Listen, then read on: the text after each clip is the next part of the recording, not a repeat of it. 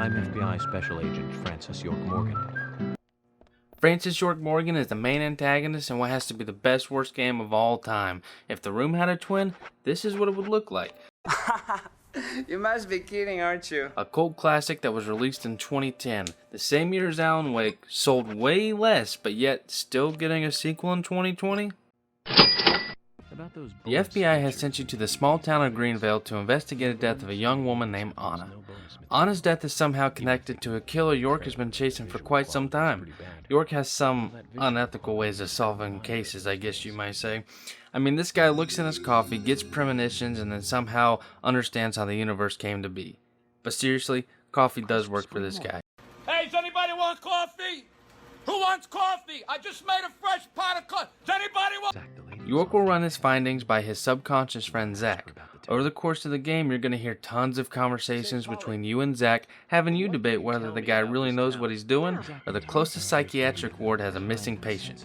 Either way you choose, there is no arguing that he is one smart guy, and he'll tell you which shoe you tied first in the morning.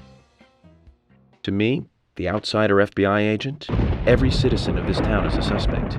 York is there to leave no persons unchecked. If you fit one detail in his story, you're now a suspect in the murder.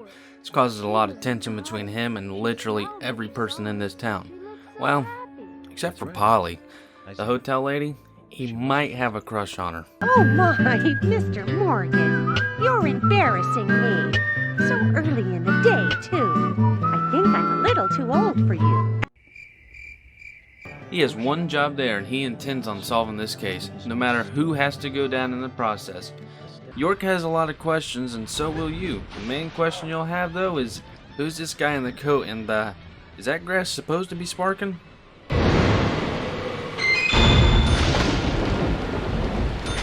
Why is this game so bad it's good? Well, the list goes on and on. Combat first.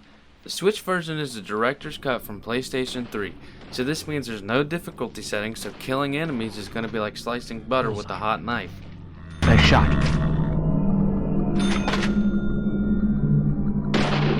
But the fun part comes when you actually got to get your sights on them. Now yes, you can push ZR to snap to an enemy, but I didn't exactly utilize that as much as I probably should have. But hey, I came from the 360 Deadly Premonition, and that game couldn't even get the map right. Amazing. Bullseye. You have a variety of weapons from guns to crowbars. One thing that helps is that the handgun has infinite ammo and is one shot in the head. But I do recommend melee weapons because they're one hit kill and you don't have to bother with aiming because you have an eagle's wingspan of a hitbox radius. Only problem is your weapon will break after what feels like 4 swings at a guy, and it doesn't help either when you gotta break down barricades with your melee weapons and is constantly taking damage by that too. You do play as an FBI agent. I am an FBI agent! But this game has no detective work, so to say. The closest thing to detective work is finding objects and then profiling over the case. But what this game does have is fishing. I was thinking the same thing. Who wouldn't want to fish during a murder investigation? I mean, it's not like there's a killer on the loose or anything. Now, I couldn't actually get any fishing gameplay due to the fact that every time I tried, my game would crash, so this picture's gonna have to do. Now, the combat isn't the worst thing in this game. What's the worst thing in this game? The driving is the worst thing in this game. You would have an easier time parking a tractor trailer in a New York alleyway than to make a 90-degree turn in this game. Only time you can actually make a decent turn is when it's raining and then your car slides with the rain. Oh, and have fun staying in your lane, not because cars are slow and random trucks crash in your lane out of nowhere.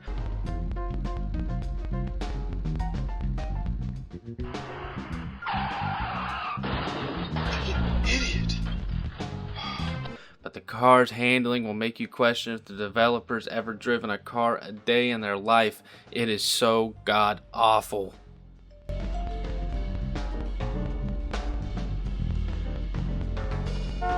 Another thing I don't think these developers understand is how QTEs work.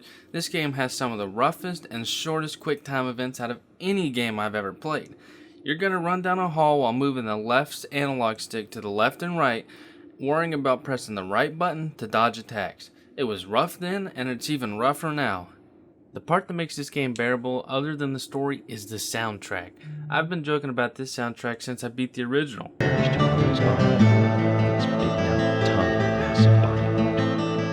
Dead on. Let me know when things are ready.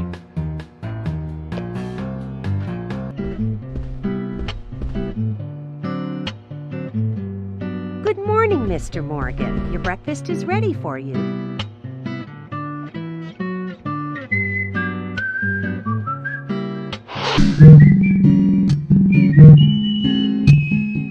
But this game faces one issue I've never had until the Switch version, and it just breaks my heart.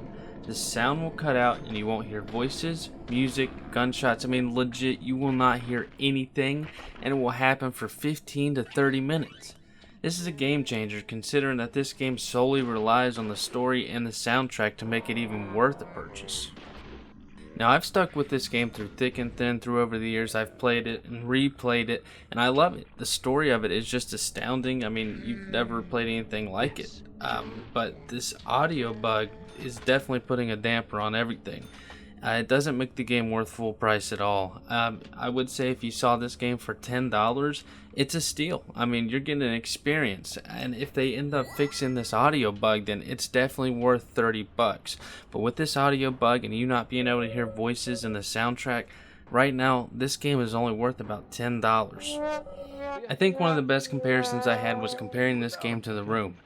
The Room has a cult following the same as this game does. This game might seem awful as you guys are watching this, but we love it. The story and the soundtrack and everything about it, it's just weird and wacky. And yeah, the gameplay is awful. But that audio bug takes away from a lot of the value. I mean, you're not going to hear any soundtrack, as I stated before. And so I have to say that I like the 360 version a lot better, at least until they fix this audio bug. Thank you guys for the support. I hope you guys enjoyed this video, and I hope it was somewhat helpful. Perfect. A stuffed deer's head on the wall. A flag, a hunting rifle. A hunting rifle. Amazing. You'd never see a hunting rifle on the wall of a police department in the city. It's just amazing. I wonder if the sheriff would ever let me